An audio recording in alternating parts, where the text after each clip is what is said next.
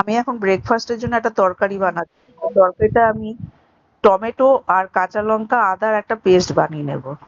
তো এই পেস্টটা অল্প জল দিয়ে মিক্সিতে পেস্ট বানিয়ে নিলাম, সাদা তেল দিয়েছি কড়াইতে, তেল দিয়ে শুকনো লঙ্কা ফোড়ন দিলাম আর জিরে ফোড়ন দিলাম, গোটা জিরে দিয়ে ফোড়নটা হয়ে গেলে ওই মশলাটা আমি দিয়ে দিলাম এর মধ্যে, টমেটো আর আদা পেস্ট। তার মধ্যে দিলাম হলুদ গুঁড়ো, জিরের গুঁড়ো, ধনের গুঁড়ো আর দেব স্বাদ অনুযায়ী নুন। দিয়ে মশলাটা ভালো করে কষিয়ে নিতে হবে। মশলা যখন কষে এসছে তখন আমি আগের দিন কিছুটা ছোলার ডাল আমি ভিজিয়ে রেখে দিয়েছিলাম, সারা রাত ভিজেছে, সেই ডালটা আমি এর মধ্যে দিয়ে দিলাম, দিয়ে মশলার সাথে ভালো করে মিশিয়ে নিলাম। মেশানোর পর এবার আমি খানিকটা জল দিয়ে দেবো, ডালটা যাতে একটু সেদ্ধ হয়ে যায়। তো এই ডালটা বেশিক্ষণ লাগবে না সেদ্ধ হতে। তো এবার আমি একটু ঢাকা দিয়ে সিম আঁচ করে ডালটা সেদ্ধ হতে দিলাম। দেখো ডালটা আমার সেদ্ধ হয়ে এসছে।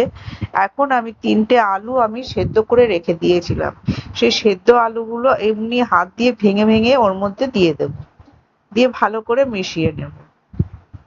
এই তরকারিটা লুচি, কচুরি, পরোটার সাথে খেতে খুব ভালো লাগে।